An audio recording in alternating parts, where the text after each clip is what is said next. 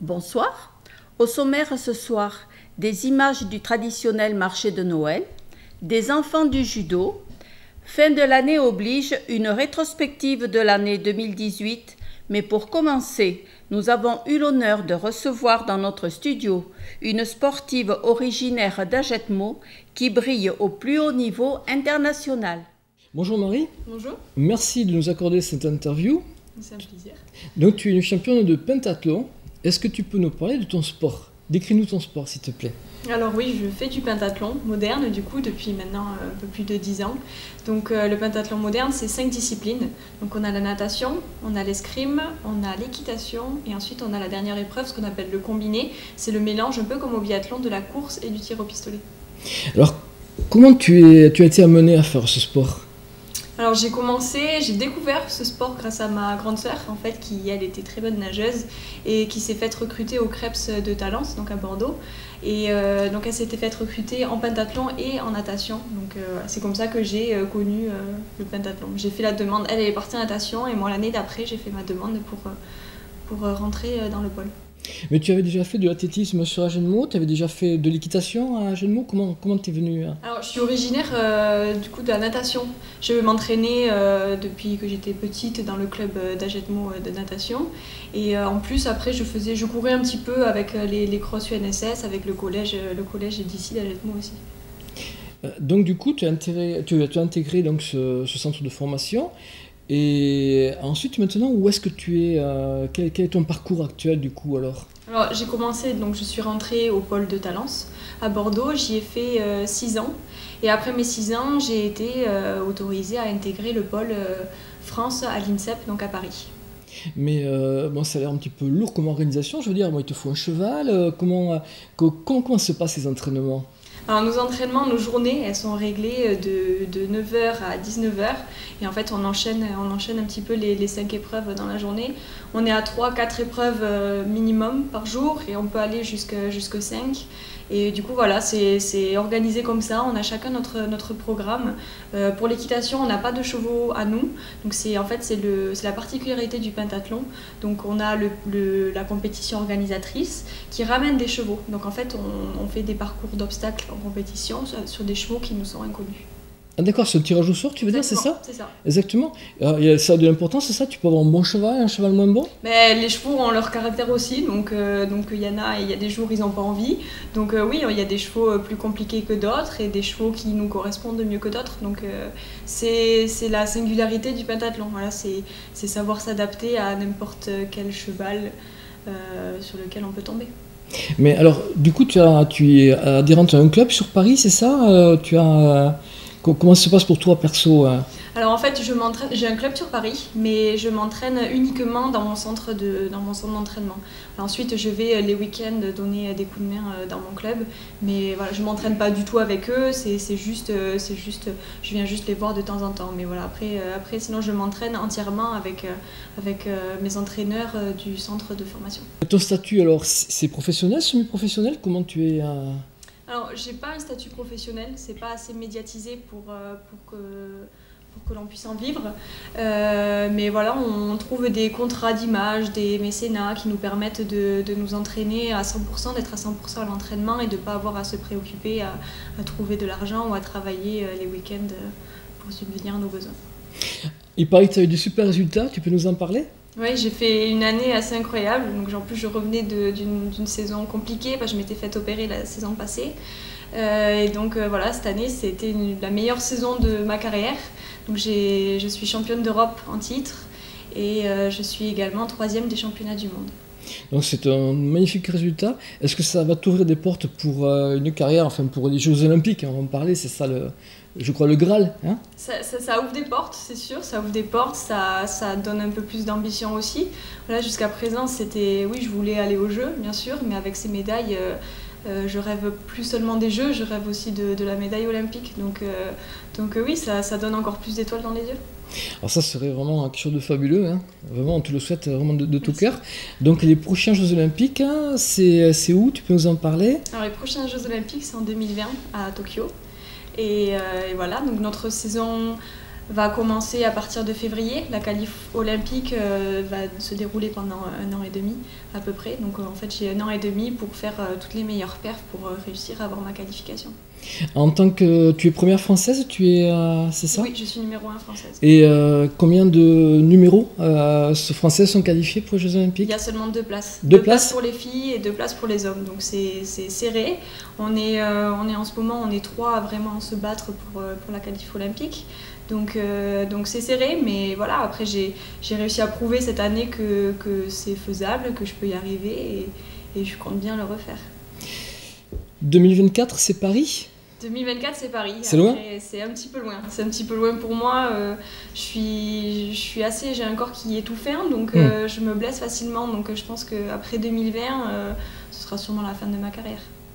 On espère en tous les cas en apothéose, Marie. Hein, oui. On te le souhaite et puis on t'accompagnera. On sera encore plus passionné par rapport à les JO, tu t'en doutes, hein, puisqu'on pensera à toi, on sera avec toi. C'est gentil, merci. Merci Marie. Ce week-end, s'est tenu au marché couvert le marché de Noël avec des stands pour composer vos repas de fête, de l'artisanat et des animaux de la ferme.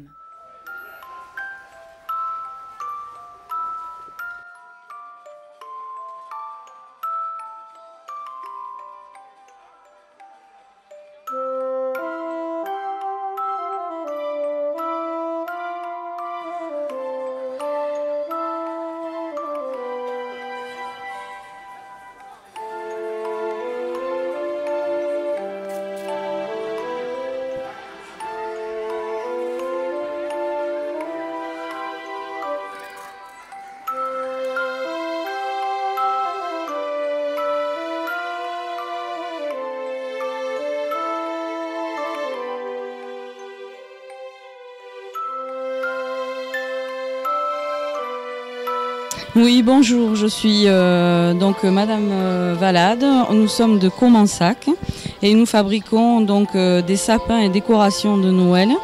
Notre base principale, c'est le bois. On utilise divers bois et nous avons que des pièces uniques puisque la création en double pas, donc effectivement unique puisque sinon ça ferait série. Et voilà, et mes prix sont très raisonnables, vont de 6 € à 25 € pour le plus cher. Voilà, venez nombreux avec plaisir et venez découvrir toutes mes belles choses pour faire un beau Noël.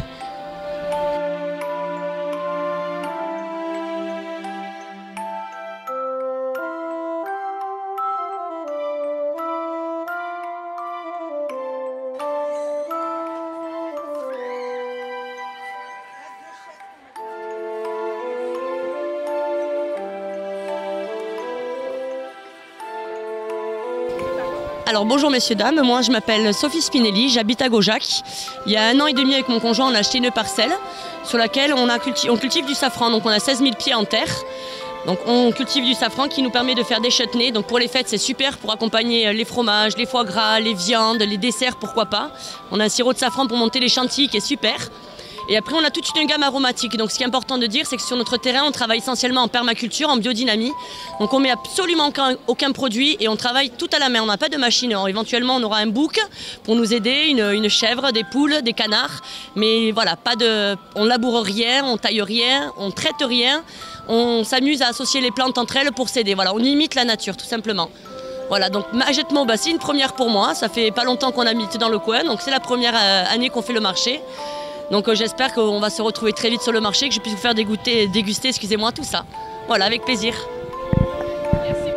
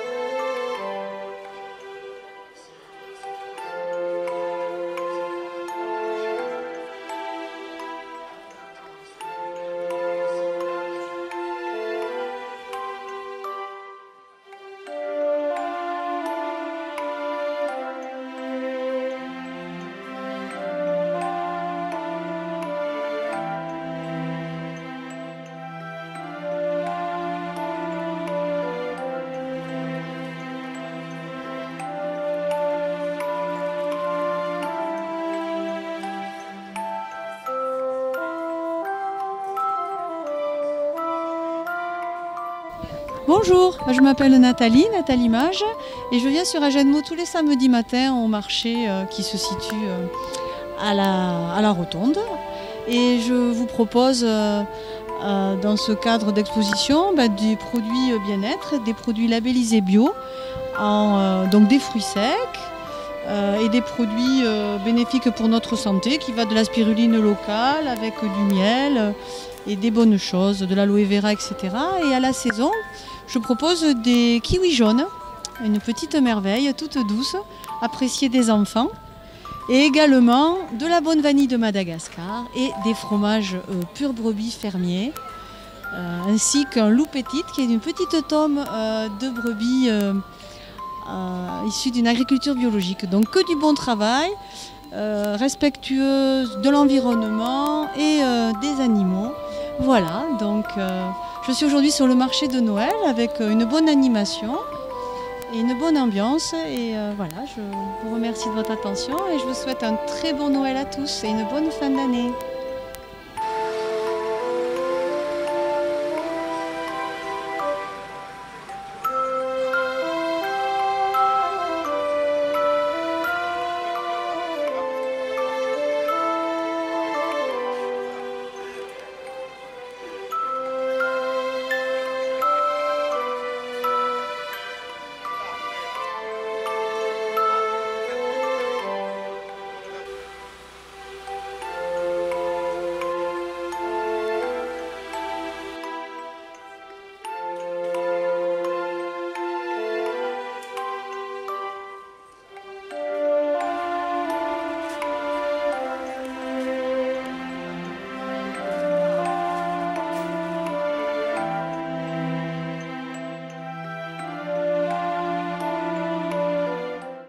Vendredi soir, au dojo Alain Lansaman, l'US Judo organisait son traditionnel Noël. Ce fut l'occasion pour les jeunes judokas et judokates du club de recevoir de nouvelles ceintures, mais surtout d'accueillir avec un peu d'avance le Père Noël.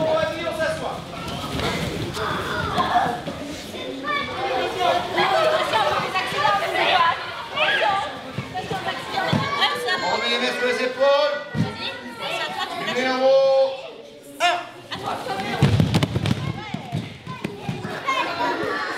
Numéro 1. On se met à genoux. La démonstration. Attention. Et on se met par deux, on pose les mains sur les cuisses. Allez.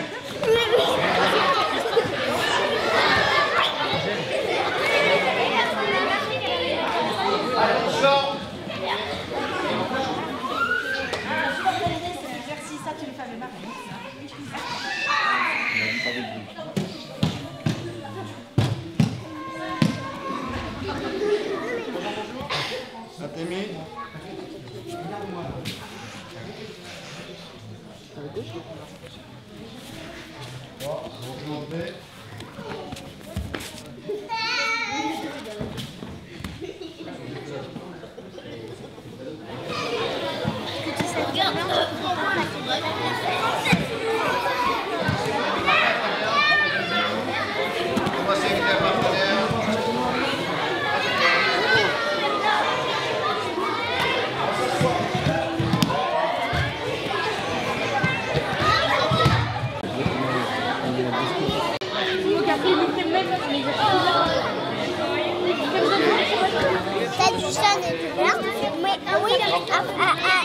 Les carrés, tout ça, c'est pas la même.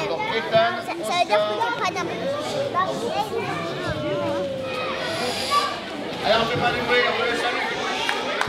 Le salut d'abord. On va faire tout à l'heure. On va commencer. Pour ma part et ainsi que les membres du bureau, vous souhaite de bonnes fêtes de fin d'année. Merci à vous. Passez de bonnes vacances. Des bonnes fêtes de Noël, on l'a fait la semaine. Pardon. Attends. Vas-y, tu peux y aller. Oscar, t'as eu le bon? Ouais. C'est bon?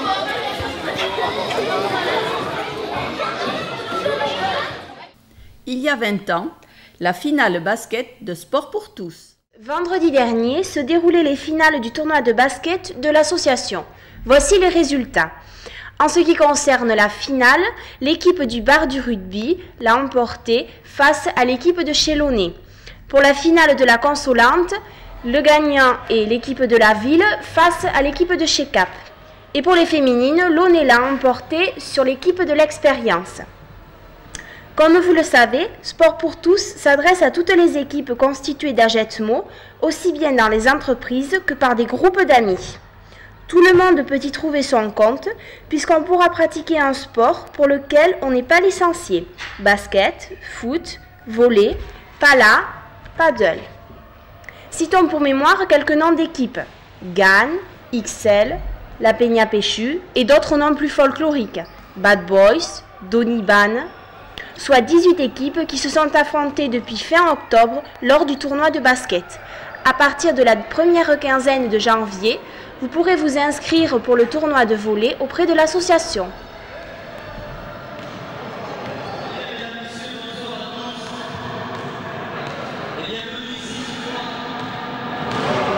Sur ce match copieusement garni, bonsoir Canada et bienvenue aussi ce soir parmi nous. Nous sommes en train d'assister à la finale consolante de garçons 1998. Qui oppose l'équipe Touchoula, l'équipe de la ville, à l'équipe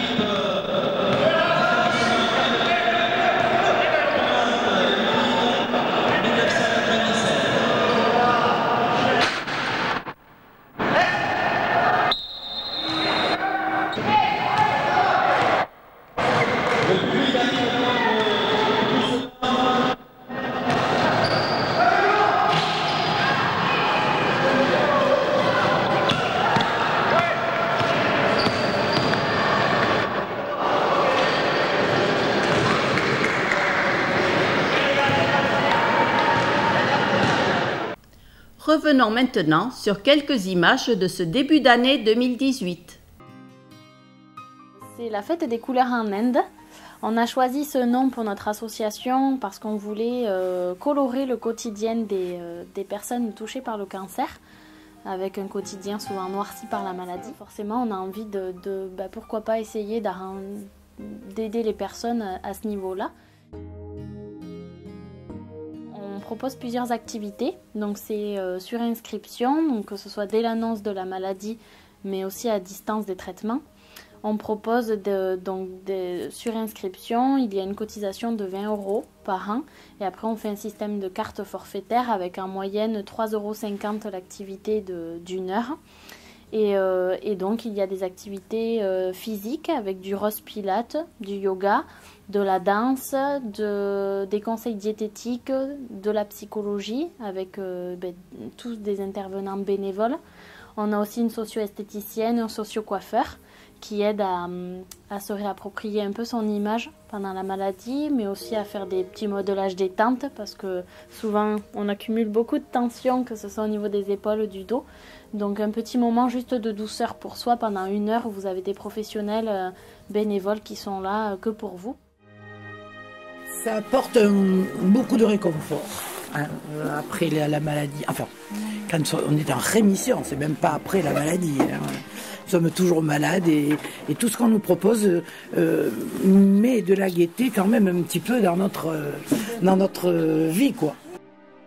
Et c'est magique, c'est magique, c'est un grand soutien, c'est un grand réconfort, c'est une grande aide. Ouais. C'est étonnant venant de la part de jeunes des gamins, de voir des gens aussi attachants et aussi motivés. C'est quoi. ça. Ouais, moi c'est le grand merci à la jeunesse et à ceux qui ont eu l'idée de faire ça. Voilà.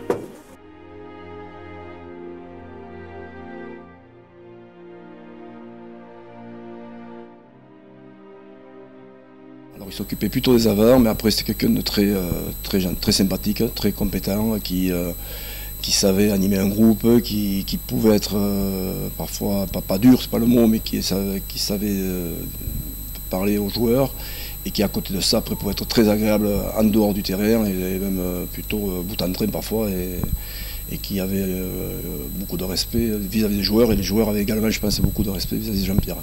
Jean-Pierre était entraîneur, il a commencé dans les années 80, mais à partir de 1984-85 il était l'entraîneur principal d'Agenmo puisqu'il est resté 6 ans d'affilée, il a succédé à Max Godemé avec qui il avait auparavant travaillé. Il avait aussi été adjoint de Max à l'époque. Moi j'ai le souvenir d'entraînement très ludique, c'était il y avait vraiment la patte de Jean-Pierre Viol avec des souvenirs où comment dire, il voulait à tout prix qu'on commence à s'échauffer en faisant un petit toucher et puis ça dégénérait très vite et puis au bout de 5 minutes il abandonnait, il disait bon allez on arrête tout, on plaque. Voilà. Non mais c'était vraiment, j'ai un très bon souvenir de ces entraînements. Ouais. Avant qu'on rentre sur le terrain, sa motivation dans les vestiaires, à la limite, il était peut-être plus motivé que nous, plus engagé que nous. Enfin, c'était vraiment très très fort, quoi. On sentait son engagement et quand on sentait cet engagement-là, on pouvait pas reculer, quoi. Voilà. Il y a une anecdote avec Jean-Pierre, où lors d'un déplacement, au retour d'un match dans la vallée du Rhône, il n'était pas monté dans le car, il s'était installé dans la soute à bagages. Et on avait fait une dizaine de kilomètres sur la route quand on s'est rendu compte de son absence. Et il a fallu faire arrêter le car parce qu'on croyait qu'on l'avait laissé au restaurant. Et en fait, tout d'un coup, le car arrêté, on a entendu taper et puis on a ouvert la soute à bagages. Et Jean-Pierre Viol est descendu. Il s'était planqué au milieu des sacs de sport. Disons, Jean-Pierre, c'était un gars extraordinaire. C'était un gars qui savait faire repasser les messages. C'était un gars qui connaissait le rugby à fond. C'était un gars qui apprenait un rugby simple, voilà, mais efficace. Voilà, donc c'était un homme humain avant tout. Donc partant de là, ça passait très bien quoi, entre les joueurs et lui. J'ai des super souvenirs. Je souhaite d'ailleurs à d'autres, je ne sais pas si ça reviendra, mais de connaître ces moments-là. Aujourd'hui on est à Agenmo, mais est-ce que c'est vraiment Agenmo ? Ah non, aujourd'hui c'est plus Agenmo, on a fait la sécession avec la France. Adios la France, là ici on est au Pounardistan.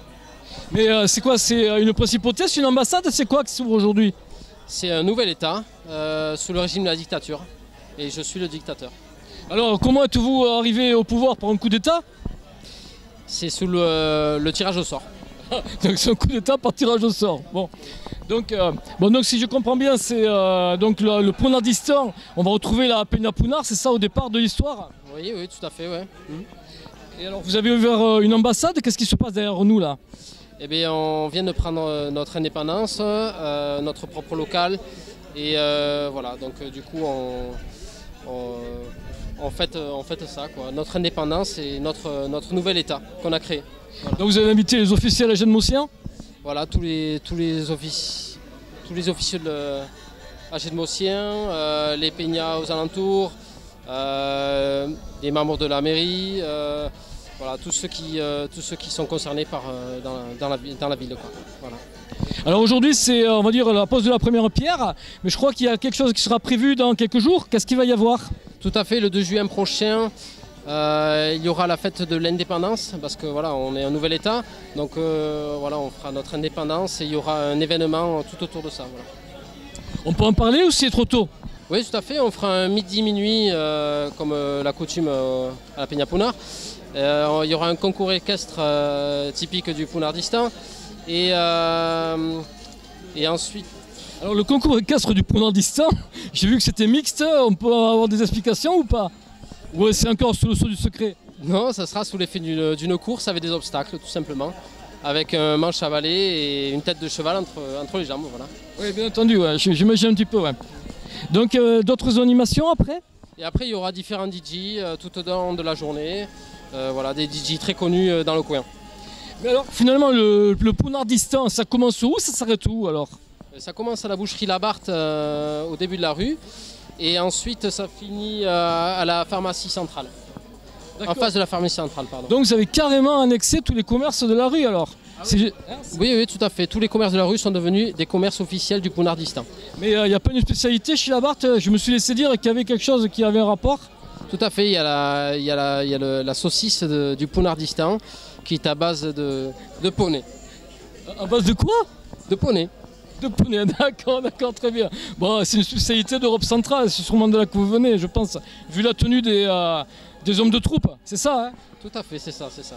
Bon, ben, en tous les cas, hein, nous au Canada Champ, vous souhaite tout le meilleur pour votre principauté. Vive le Pounardistan! Ce journal est maintenant terminé. Nous vous souhaitons de passer d'agréables fêtes de fin d'année. Merci de votre attention. À l'année prochaine.